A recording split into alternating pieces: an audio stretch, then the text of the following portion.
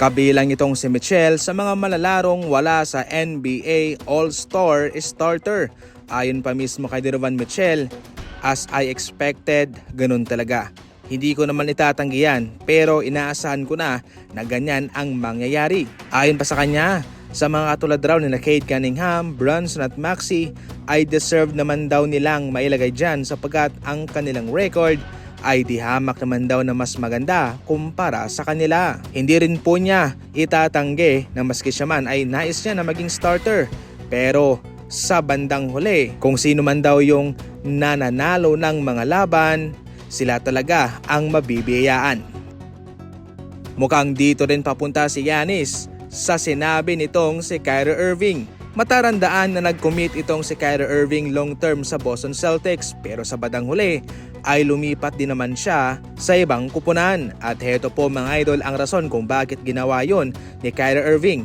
Ayon pa sa kanya, sa puntong siya'y binu ng Boston Celtics fans ay nagiba na ang kanyang naramdaman. Pagkatapos daw na nangyari yon ay nagiba ang kanyang enerhiya at nais niya na lang na mag-move on sa kanila. Sa ngayon, hindi lang po si Kyrie Irving mga idol ang nakadama ng gantong pagtrato. Matagal na po ito nung siya nasa Boston Celtics pa, pero ngayon niya lang inamin. Yung kay Giannis naman, hindi rin po nakalagpas itong si Giannis sa kanyang sariling fanbase kung saan siya ay binu. Napaiyak na lang itong si Giannis mga idol, naging emotional siya. Sa tingin nyo, matutulad ba itong si Giannis kay Kyrie Irving sa kanyang ginawang paglipat sa ibang kupunan dahil dyan? Mas uminit pa ng husto ang usapang Michael Porter Jr. to Golden State Warriors nang ma-injured itong si Jimmy Butler.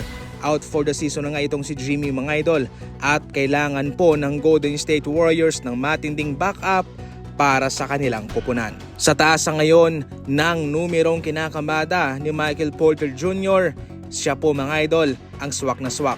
Kung siya ay mapupunta man sa Golden State Warriors ay hindi lang siya magiging reserba, hindi lang siya magiging pangatong option, kundi magiging pangalawang option po siya kay Stephen Curry. All around itong si Michael Porter Jr.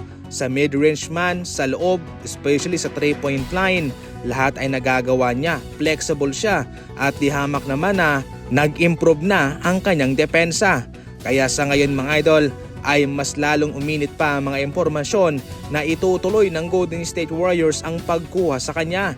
Ang report nito ay nanggaling mismo sa mga NBA insider. Definitely mga idol, masamang balita po yung pagka-injured ni Jimmy Butler. Especially sa ngayon na yung kanyang presensya, yung kanyang tulong ay malaking bagay talaga para sa Warriors. Kaya ating abangan ang susunod na mga gagawin itong Golden State Warriors kung saan malapit na po ang trade deadline sa susunod na buwan.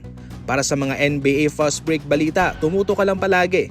And as always, thank you for watching.